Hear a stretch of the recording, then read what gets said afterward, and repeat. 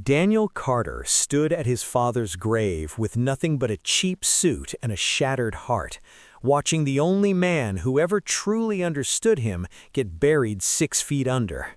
But what he didn't know was that his wife Monica was already moving her clothes to his best friend Jake's apartment, planning to divorce him just 3 days after the funeral.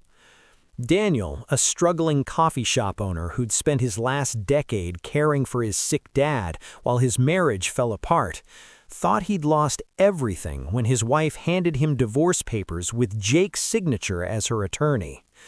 Completely blind to the fact that his father had secretly built a $300 million real estate empire and left every single penny to the son who never abandoned him.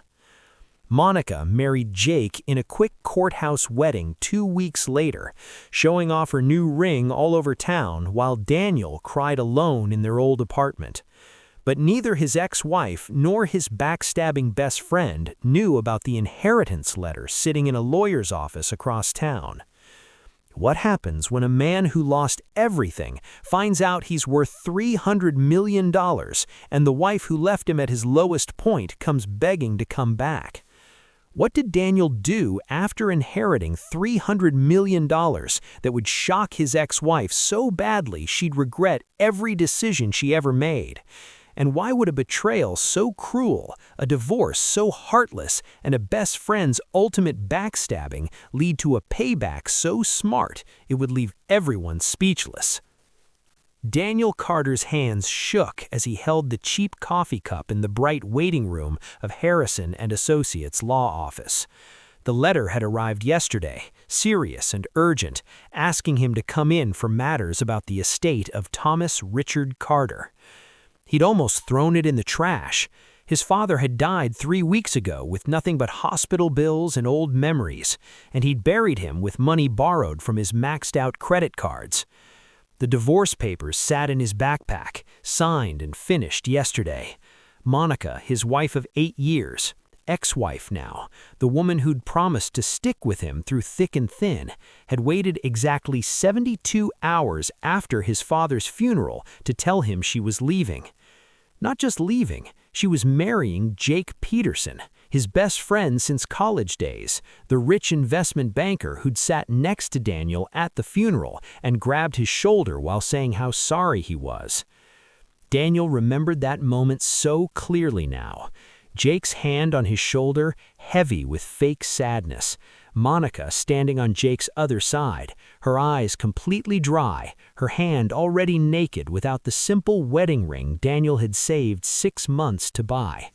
She'd taken it off. At his father's funeral, she'd already removed it.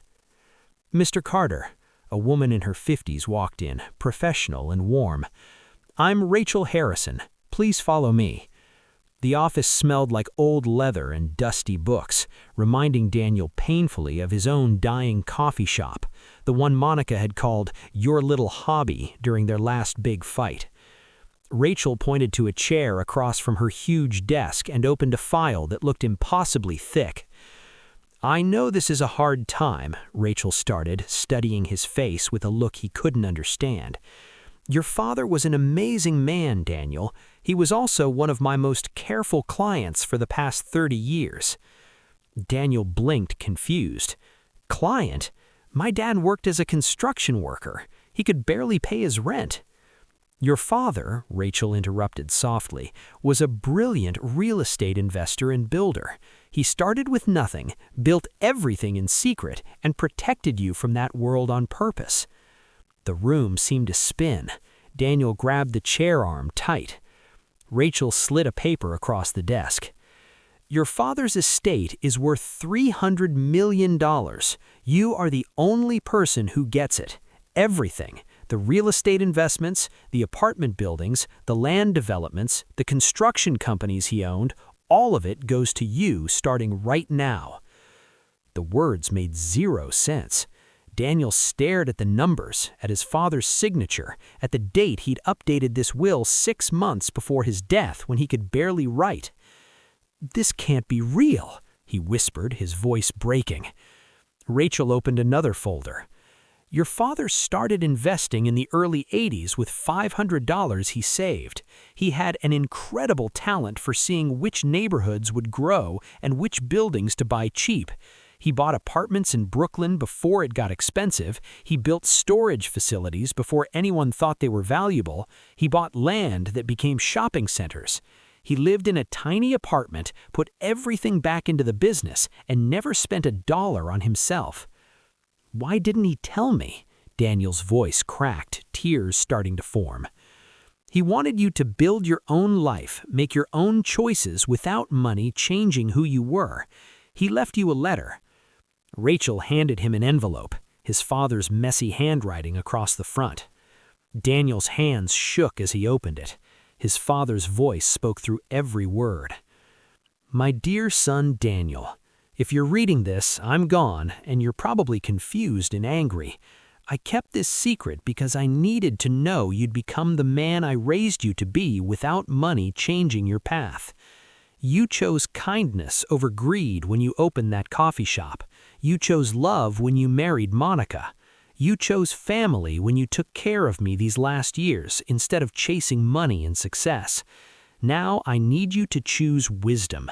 Money shows people's true colors. It doesn't create character, it reveals it. The people in your life will show you who they really are now. Some will love you for what you have. Some will feel sorry for how they treated you when you had nothing. Don't let anger poison the good heart you've always had. Build something that matters. Help people who are struggling like we did. And remember, you were never poor. You always had enough love to be rich in the ways that count. I'm so proud of you. All my love, Dad. Daniel read it 3 times, tears running down his face. Rachel sat quietly, letting him cry. Finally, he looked up. What happens now? Now, we start the transfer process. I'll need you to make some choices about managing the money. But first, she paused, has anyone else been told about this inheritance? No, I just got your letter yesterday. Rachel nodded slowly. I asked because your father included specific instructions about keeping this private. He was very worried about people who might suddenly become interested in you once your money situation changed. Daniel thought of Monica, of Jake, of the divorce papers signed yesterday with Monica already wearing Jake's ring to the lawyer's office. I understand, he said quietly. I'd like to keep this secret for now. Rachel smiled. Your father knew you'd say that. He also left detailed advice about handling what he called fake friends. He was incredibly smart about people. Daniel left the office 3 hours later with new bank accounts, a team of financial advisors, and a completely different life. He walked through the city in a daze, past the coffee shop he'd have to close next month because he couldn't pay rent, past the apartment he'd already moved out of, past Jake's investment office with its shiny windows and photos of expensive houses. His phone buzzed. A text from Monica. Hey, can we talk? I feel like we ended things badly. Jake and I want to stay friends with you. Daniel stared at the message. 3 weeks ago, this would have destroyed him. The casual cruelness of it, the nerve. Now, with his father's letter fresh in his mind and $300 million in his future, he felt something unexpected. Not anger, not even happiness. Clarity. He remembered everything now with new eyes. Monica's slow pulling away over the past 2 years, always happening when Jake's success grew. The way she'd started comparing Daniel's coffee shop to Jake's investment deals, Daniel's old car to Jake's BMW, Daniel's dedication to his father's dying bed to Jake's freedom to travel whenever he wanted. The lunches she'd had with Jake that she'd called networking, the way Jake had offered to help with his father's hospital bills while quietly pointing out everything Daniel couldn't provide. They'd been planning this. While Daniel sat by his father's hospital bed, reading him stories and holding his hand through the pain, Monica and Jake had been building their future together. They'd waited just long enough after the funeral to look respectful. His father had known. Somehow he'd known. That's why his letter warned him about people showing their true colors. Daniel walked to a small park and sat on a bench, watching the sunset. He could do anything now. Buy Jake's entire investment company and fire him, open a coffee shop empire that would crush every chain in the city, hire the most expensive lawyers and make Monica regret every choice. But his father's words echoed. Don't let anger poison the good heart you've always had. He thought for a long time. Then he made a decision that would shock everyone who thought he knew him. Daniel wasn't going to tell anyone about the money. Not yet. He was going to watch and learn who people really were when they thought he had nothing. He was going to build something his father would be proud of. And when the time was right, when Monica and Jake showed exactly who they'd become, he'd show them what true character looked like. Not revenge. Something better. Justice. Daniel spent the next week living in a cheap motel room, pretending his life was falling apart while secretly meeting with Rachel and her team. They set up trust funds, investment plans, and what Rachel called smart positioning. His father had been wise about more than money. He'd left detailed notes about patience, timing, and the skill of letting people show their real faces. The coffee shop closing was real enough. Daniel couldn't make rent, and he decided not to use his inheritance to save it. Not yet. Instead, he worked his final days there, packing up coffee machines and memories, while customers who'd known him for years offered sympathy about his father and awkward words about his divorce. Mrs. Lopez, who bought lattes every Tuesday, hugged him tight. That wife of yours never deserved you, honey. And Jake Peterson, I never trusted that man. Too fake. Too many teeth in that smile. Daniel appreciated her loyalty more than she'd ever know. On Thursday, Monica texted again. Jake and I are having a dinner party Saturday. We'd love for you to come. No weirdness, I promise. We want you to see that we can all be grown-ups about this. Daniel stared at the message with something close to amazement. The nerve was incredible. They wanted him at their dinner party, the celebration of their relationship built on his pain, so they could feel better about their betrayal, so they could tell their friends, look how mature we all are. Daniel's fine with it. He texted back, sure, what time? Saturday arrived with fall rain. Daniel dressed in his cheap suit, the same one he'd worn to his father's funeral, and took a taxi to Jake's penthouse apartment. The building was everything Jake loved: glass, steel, expensive. The lobby screamed money. Daniel remembered visiting here once, early in his friendship with Jake, feeling out of place but impressed. Now he saw it differently. This was Jake's shield, his proof of worth measured in expensive things and fancy views. The elevator opened to Jake's floor. Music came from the open apartment door. Smooth jazz, classy, the kind Jake claimed to love but never actually listened to. Daniel walked in. "Daniel!" Jake appeared immediately, all teeth in expectant excitement. He wore a cashmere sweater that probably cost more than Daniel's monthly coffee shop rent used to be. "Man, so glad you came. Takes a big person to do this." Daniel shook his hand, noticing how Jake's grip was just slightly too hard, trying to show dominance. "Wouldn't miss it," Daniel said. Monica came out from the kitchen, stunning in a dress Daniel had never seen. She'd lost weight. Her hair was different. She looked like money now, like she'd always wanted to look. "Daniel!" She kissed his cheek, a gesture so familiar yet so wrong, it made his stomach turn. "Thank you for coming. I know this is weird, but I really think we can all move forward in a positive way." "Absolutely," Daniel said, his voice steady. "You both look happy." And they did. That was the thing that hit me most. Monica glowed with satisfaction. Jake radiated victory. They'd won. They had each other. They had money. They had this life. And Daniel, poor, sad, divorced Daniel, was here to prove their choices were okay by accepting his loss gracefully. Other guests arrived. Investment bankers, real estate agents, people who measured success in money and property. Jake introduced Daniel as my oldest friend, with a hand on his shoulder, that same heavy hand from the funeral.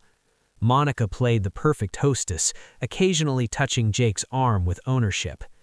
Daniel watched it all with the distance of someone watching a movie. He sipped cheap wine. Jake had expensive bottles but served guests the middle-quality stuff, and listened to conversations about stock markets and vacation homes. Nobody asked about his father. Nobody asked about the coffee shop.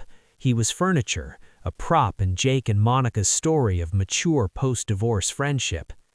Then Robert Chen arrived, Jake's biggest investor, a man worth billions who'd made his fortune in tech and real estate. Daniel had met him once, years ago, at another of Jake's parties. "Jake!" Robert boomed. "Hell of a place you've got here. Must be doing well with those downtown developments." Jake's smile was pure smugness. "Can't complain. We're expanding into the suburbs next year. Actually, I wanted to talk to you about a partnership opportunity." "Always hustling," Robert laughed. "That's what I like about you, Peterson. You know how to spot opportunity." His eyes landed on Daniel. "Don't I know you?" "Daniel Carter," Daniel said, shaking his hand. "We met a few years back." "Carter?" Robert's eyes sharpened with recognition. "Wait, Thomas Carter was your father?" The room went quiet. Jake and Monica both turned, confused. "Yes," Daniel said simply. Robert's face changed entirely. "I heard about his passing. I'm so sorry. Your father was incredible. He invested in my first real estate development back in '96 when nobody would touch it. Gave me $50,000 and told me to build something people actually needed. Changed my life." Daniel felt something break in his chest. He never mentioned that. He wouldn't. Thomas invested for credit. He invested in people he believed in. Robert studied Daniel with new interest. "Are you in real estate? Development?" "I own a coffee shop. Well, I did. It's closing." "A coffee shop?" Robert smiled, not mocking but with real interest. "Thomas told me once that he loved coffee shops because they were places where communities gathered, not just bought things. What kind of coffee shop?" "Small, local, focused on neighborhood events, free coffee for students, book clubs, local art displays," Daniel said. He felt Jake's stare burning into him, but kept his eyes on Robert. "That's beautiful. That's exactly the kind of thing Thomas would love." Robert pulled out his phone. "Give me your number. I'd like to talk more. I'm actually looking to invest in community-focused businesses, coffee shops, local stores, things that build neighborhoods instead of just making money." Jake appeared at Daniel's elbow instantly. "Robert, you don't need to bother with this. Daniel's going through a rough time right now. Divorce, money problems. I'm sure he's not really in a position to—" "I'm asking Daniel, not you," Robert said coldly. Something in his tone made Jake step back. Daniel gave Robert his number. They talked for 20 minutes about coffee, community, Thomas's philosophy of meaningful investment. The party continued around them, but Daniel felt the shift. Jake kept glancing over, his smile tight. Monica hovered nearby, listening with a look Daniel couldn't quite read. When Robert left, he shook Daniel's hand warmly. "I'll call you this week. Your father saw something in me when I had nothing. I'd like to pay that forward." After he left, Jake poured himself a heavy drink. "That was random. Usually Robert doesn't give anyone that much attention." "He knew my dad," Daniel said simply. Monica touched Daniel's arm. "I didn't know your father was connected to people like Robert Chen." "He knew a lot of people. He was a construction worker for 40 years. He met everyone." But the seed was planted. I could see it in Monica's eyes, in the way Jake looked at him differently. They were wondering, not about money yet, they couldn't imagine that, but about connections, opportunities, things they'd dismissed as worthless. Daniel left early, thanking them for their hospitality. As he walked out, I heard Jake's voice, lower now, talking to Monica. "Did you know his father knew Robert Chen? That could have been useful before we—" The door closed on the rest. Monday morning, Robert Chen called. They met at a coffee shop in Brooklyn, far from Jake's world of glass and steel. "I looked into your coffee shop," Robert said, sliding a folder across the table. "Carter's Coffee House. Great reviews, strong community presence, good programs. Why is it closing?" "Can't pay rent. The building owner is selling to developers. Jake Peterson's company, actually." Robert nodded slowly. "Your father taught me that the best investments aren't about maximum profit, they're about maximum impact. He said profit follows purpose, not the other way around. I've made billions following that advice." He opened the folder. "Here's what I see. The successful community coffee shop being crushed by greedy real estate practices so someone can build expensive apartments nobody needs. Your father would call that destructive capitalism. He hated it." "What are you suggesting?" "I'm suggesting we buy the building. We keep your coffee shop, add community spaces, maybe expand. We make it a model for sustainable local business, not maximum profit, meaningful profit that serves the neighborhood." Daniel studied Robert carefully. "Why would you do this?" "Because your father invested in me when I needed it, and he taught me that money is responsibility. Also," Robert smiled slightly, "because Jake Peterson represents everything I hate about modern real estate. Greedy, soulless, community-destroying. Your father told me once that he worried about people like him, people who measure worth in possessions rather than contributions." "He said that?" "He said a lot of things. He was incredibly smart about character." Robert leaned back. "So, are you interested?" Daniel thought about his father's letter, about building something meaningful, about not letting anger poison his heart, but still standing up for what mattered. "Yes," he said, "but on one condition. We do this right. Fair wages, sustainable practices, and a real community involvement, not just a vanity project." Robert extended his hand. "Your father would be proud." The purchase happened quickly. Robert Chen's lawyers moved faster than Jake's could react. The building that housed Carter's Coffee House was sold to Chen Capital before Jake even knew it was happening. The deal included protections for existing tenants and strict requirements about maintaining community-focused businesses. Jake called Daniel, his voice tight with anger. "Did you know Robert Chen was buying that building?" "He mentioned he was interested in community preservation." "Community preservation?" Jake laughed bitterly. "That's prime development property. We were going to—" "Never mind. It's just surprising, that's all. Robert usually doesn't get involved in small stuff." "Maybe he's changing his focus," Daniel said, letting the silence stretch. After Jake hung up, Daniel allowed himself a small smile.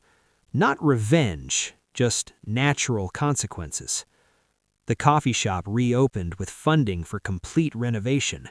Robert insisted they do it right. Better equipment, comfortable seating areas, a small stage for local musicians and poets. He invested $2 million in what he called community infrastructure. Word spread fast. Local newspapers covered the story. Billionaire Robert Chen saves beloved coffee shop, fights development trend. They interviewed Daniel, who talked about his father's love of community, his belief in helping people, his quiet generosity. He never mentioned the inheritance, never mentioned his father's investments or wealth. Monica saw the article. She texted, "Saw the news about the coffee shop. That's amazing. Robert Chen is incredible. You must be so excited." He didn't respond. 2 days later, she texted again. Can we have coffee? I feel like we left things badly between us. I'd love to catch up properly." He deleted the message. Jake called. "Hey man, I'm sorry about how I acted about the building. That was childish. Robert, investing in your shop is great, really great. Listen, I'd love to take you out, celebrate properly. And I wanted to run something by you. If you've got Robert Chen's ear, maybe we could all talk about some partnership opportunities. Your coffee shop could be a model. I've got ideas about community-focused developments that—" "I'll think about it," Daniel said, and hung up. He met with Rachel that afternoon. "They're circling." "Your father predicted this," Rachel replied.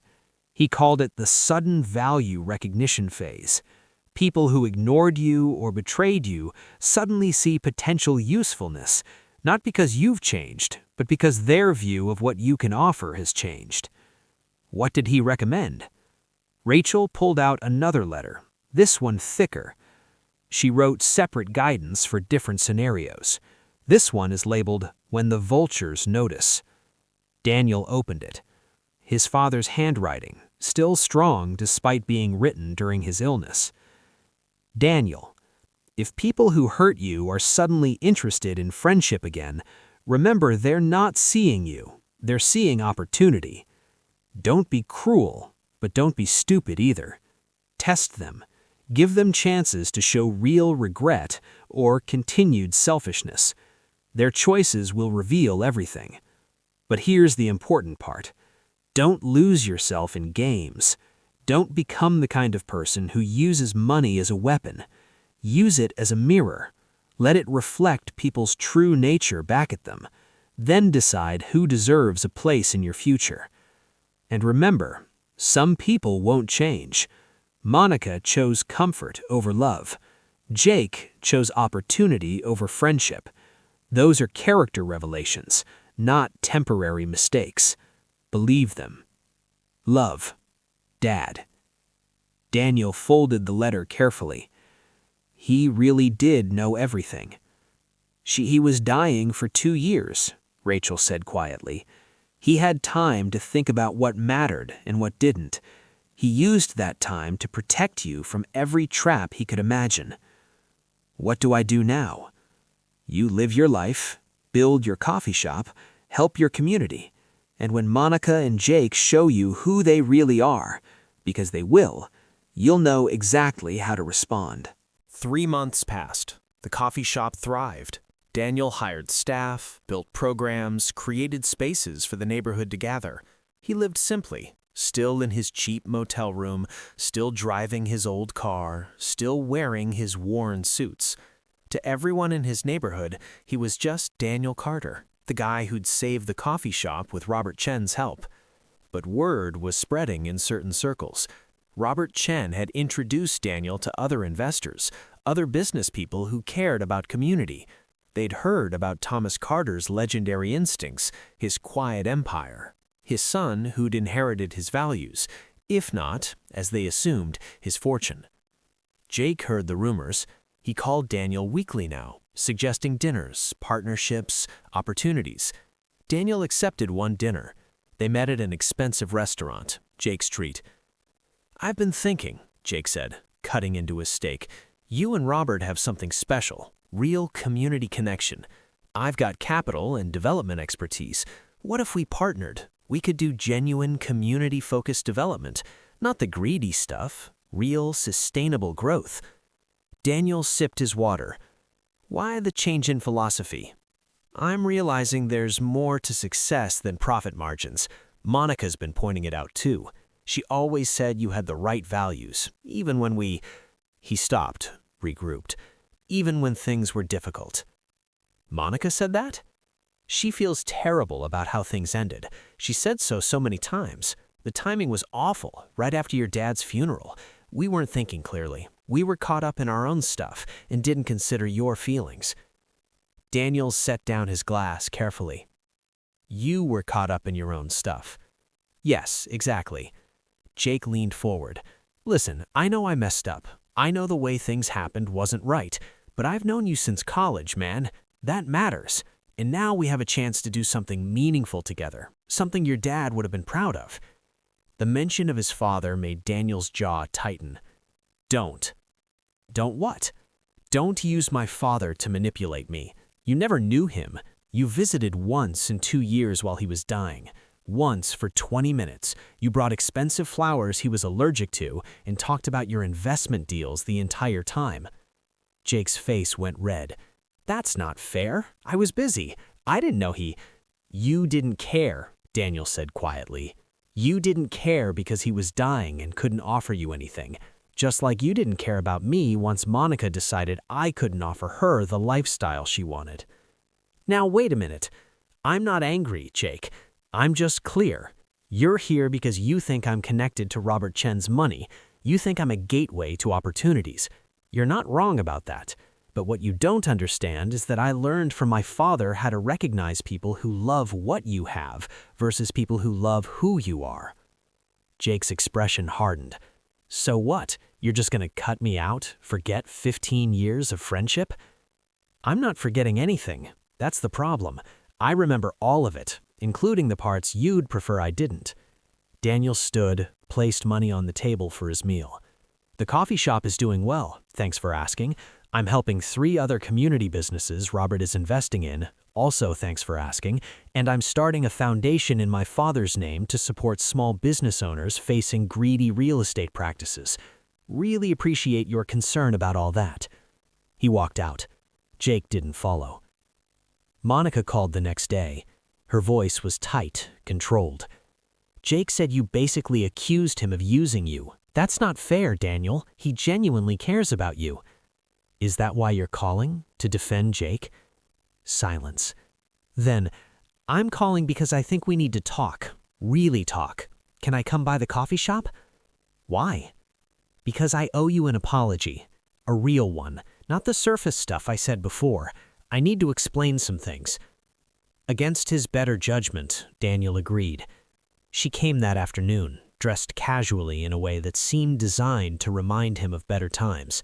She walked through the renovated coffee shop, touching counters, examining seating areas. "It's beautiful," she said finally. "You really did it." "Robert made it possible."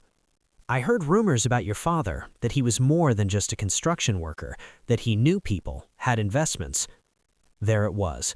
Daniel kept his face blank. "My father was a construction worker who lived simply and left me memories and values. That's all I need." Monica turned to face him. "I made a mistake, Daniel. Leaving you when I did, the way I did. It was cruel, and I'm sorry." "You're sorry?" "I am. I got caught up in Jake's world, in the idea of security and success. I forgot what actually mattered. I forgot that you were always there, always steady, always kind." She moved closer. "And now I see what Jake really is. He's obsessed with climbing social ladders, with making deals, with impressing people. He doesn't actually care about community or meaning. He cares about looking like he cares." "And you think I'm different?" "I know you are. You always were. I was just too shallow to appreciate it." Her eyes were wide, sincere looking. "I think we ended things too quickly. I think if we'd waited, if I hadn't been so impulsive." "You think we should get back together?" "I think we should talk about it. I miss you, Daniel. I miss us. The real us, before everything got complicated." Daniel looked at her, really looked at her. She was beautiful, polished, everything she'd wanted to be, and she was empty. He could see it now, the hollowness beneath the shine. "No," he said simply. "No?" "No. You don't miss me, Monica. You miss the idea of me. Or maybe you miss what you think I've become, but you don't actually know who I am. You never did." "That's not true.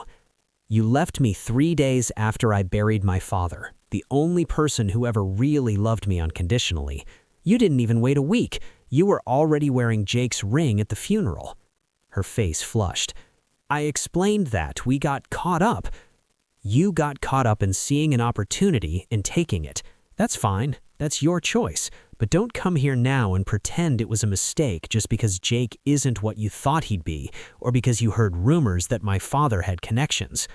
This isn't about money. isn't it? When did you start missing me, Monica? Before you saw Robert Chen's name connected to mine in the newspaper." She opened her mouth, closed it, opened it again. "You're being unfair." "I'm being honest. My father taught me the difference." Monica's expression shifted, hardness creeping in. "Fine. You want honesty? You were drowning, Daniel. Your father was dying. Your coffee shop was failing. You had no future. I couldn't watch you sink anymore. Jake offered stability, a future. I took it. That's survival." "You're right. That is survival. But it's not love. It's not partnership. It's not what I want in my life." "And what do you want? To pretend you're noble while you use Robert Chen's money to play hero? You're doing the same thing Jake does, just with better PR." "Maybe so, but at least I'm honest about what I'm building, and I'm building it for the right reasons." Monica grabbed her purse. At the door, she turned. "You're going to regret this. Jake and I are moving forward. We're making things happen. You'll stay stuck in this little coffee shop playing community hero while the real world moves on without you." "That's fine. I'd rather be stuck here with purpose than moving forward without one." She left. Daniel stood among his coffee machines and tables, feeling lighter than he had in years. Rachel called 2 days later. "I think it's time." "Time for what?" "Your father's final instruction. He wanted you to wait 6 months after his death, after the initial grief, after the opportunists revealed themselves. He left something at the office for you." Daniel met her that afternoon. Rachel handed him a tablet with a video file. "He recorded this a week before he died. He wanted you to see it after you'd had time to experience life with and without the people in your world." He pressed play. His father's face appeared, thin from sickness, but eyes still sharp. "Hi, son," he said, and Daniel's throat closed up. "If you're watching this, it means 6 months have passed. It means you've had time to grieve, to adjust, to see who stayed and who left. I hope I'm right about what I predicted. I usually am." He smiled, that familiar smile that meant he knew more than he was saying. "You have $300 million now, Daniel. That's terrifying and wonderful and complicated. Money this size doesn't just affect your life, it tests everyone around you. I knew that. I planned for it. By now, Monica has left you. I'm sorry, son. I knew she would. I saw it in her eyes years ago, the way she measured love in material things. She didn't love you. She loved the idea of you loving her. There's a difference." Jake revealed himself too. I imagine he was always the kind of man who measured friendship and usefulness. I never trusted him. He smiled too much at things that weren't funny. But here's what I want you to understand. They didn't betray you because you weren't enough. They betrayed you because they never were. That's not your failure, that's theirs. Now comes the important part. You have a choice about what kind of wealthy person you become. You can be like Jake, greedy, using money as power. You can be bitter, using wealth as revenge. Or you can be what I tried to be, someone who understands that money is responsibility. I built my fortune in secret because I wanted you to build your character without it. You did. You chose kindness over profit. You chose care over convenience. You chose love, even when it cost you everything. Now I'm asking you to choose purpose. Don't hide your wealth forever. Use it. Build things that matter. Help people the way I tried to help people. Create opportunities for those who deserve them. And this is important. Don't be ashamed of having money. Be intentional about using it well. There's an account Rachel will show you after this video. It's separate from the main inheritance. I've been setting aside money for years specifically for people like you, people who were kind to me, who struggled despite doing everything right, who just needed a chance. I want you to be in charge of that fund now. $100 million dedicated to giving people the opportunities I never had. You'll know who deserves it. Trust your instincts. Trust the values I raised you with. And Daniel, don't let Monica or Jake make you cruel. Don't let their small hearts make yours small too. Let them go with grace. Focus on building the world you want to live in, not on punishing them for living in theirs. I love you. I'm proud of you. Now, go build something beautiful. The video ended. Daniel sat in silence, tears streaming down his face. Rachel handed him tissues. The Thomas Carter Foundation. He set it up 5 years ago. You're the chairman now. $100 million in capital, with instructions to grow it through careful investment while giving out grants annually. He planned everything. He planned to protect you and prepare you. There's one more thing. Rachel handed him another envelope.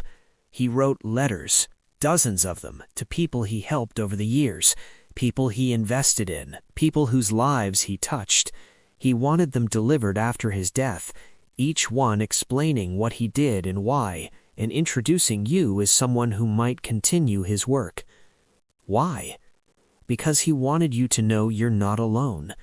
He wanted you to know you're part of something larger than yourself, a legacy of meaningful investment, smart generosity, and purpose-driven wealth. He spent 30 years building this network, and now it's yours. Daniel spent the next 3 months reaching out to the people on his father's list. Each conversation was a revelation. A tech CEO who'd started with Thomas's investment in his garage. A teacher who'd founded a school for poor kids with his grant. An artist whose gallery existed because Thomas believed in beauty. A nonprofit director whose organization fought hunger because Thomas understood what it meant to be poor. They all knew his father. They all grieved him. They all wanted to honor him by supporting Daniel. Robert Chen organized a gathering, not a party, but a memorial and planning session. 50 people gathered in a community center in Brooklyn, the kind of space Thomas would have loved. They shared stories, memories, then they talked about the future. Thomas taught me that wealth without purpose is hoarding, Robert said. He taught me that the point of having money isn't to have more, it's to do more. He lived that philosophy every day. Now we have Daniel, who learned those values firsthand. I propose we formalize our network. We share resources, we coordinate investments, we amplify each other's impact. We build what Thomas started. Everyone agreed. They formed the Thomas Carter Network, a coalition of values-driven investors and entrepreneurs committed to purposeful wealth.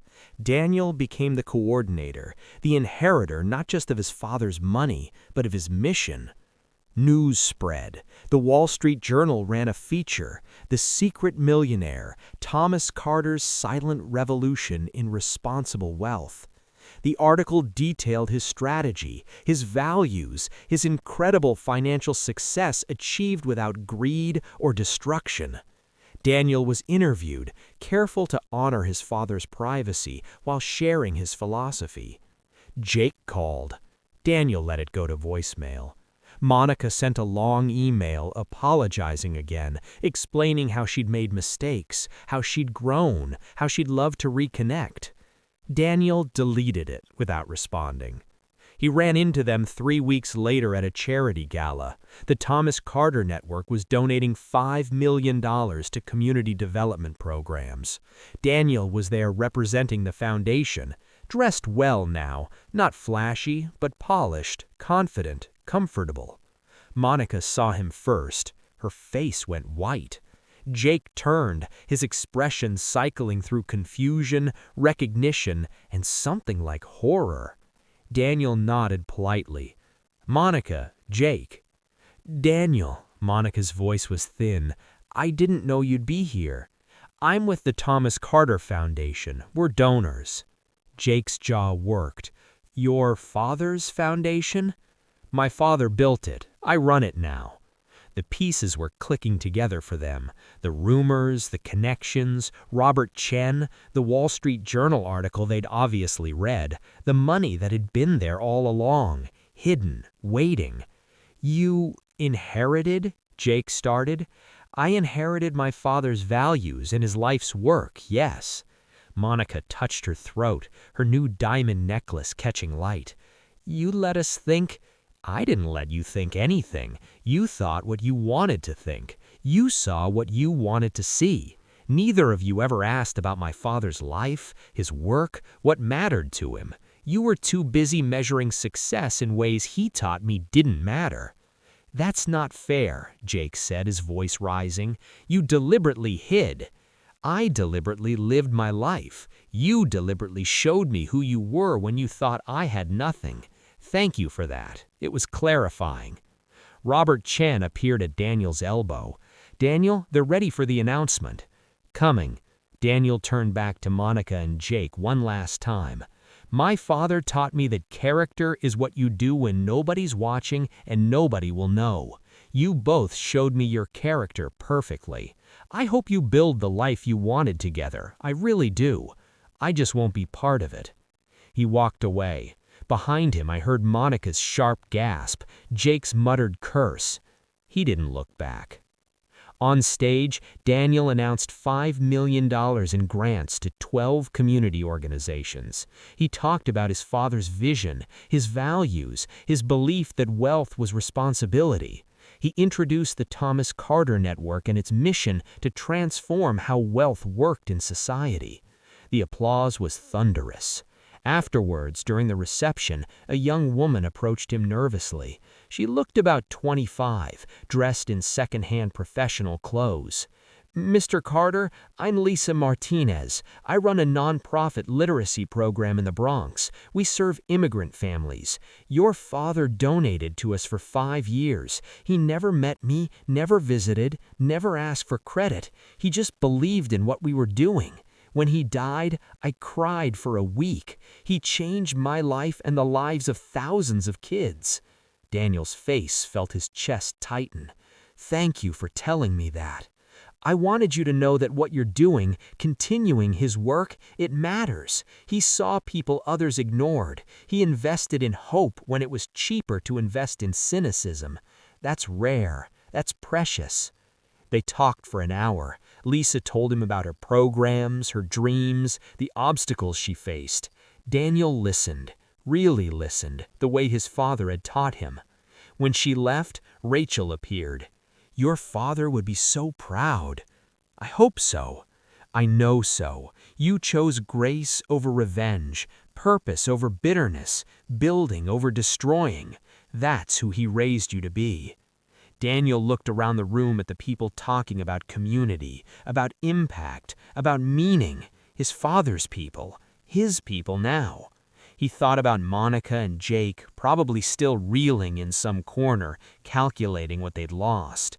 He thought about his father's letter, his warning about bitterness poisoning good hearts. He felt no bitterness, just clarity, just purpose, just the solid foundation of knowing he'd become exactly who his father raised him to be. "Daniel," Rachel said, "I want to expand the Foundation's scholarship program. I want to focus on people caring for sick relatives, people who sacrifice career advancement for family, people like I was." Your father allocated funding for exactly that. He called it the Caretaker Fund, $10 million for people who choose love over ambition. "Of course he did," Daniel smiled. "Of course he thought of everything." "Then let's get started." Across the room, Jake and Monica left early, their exit quiet and unnoticed. Daniel saw them go and felt nothing but peace. They'd shown him who they were. He'd shown him who he'd become, and he'd built something his father would be proud of.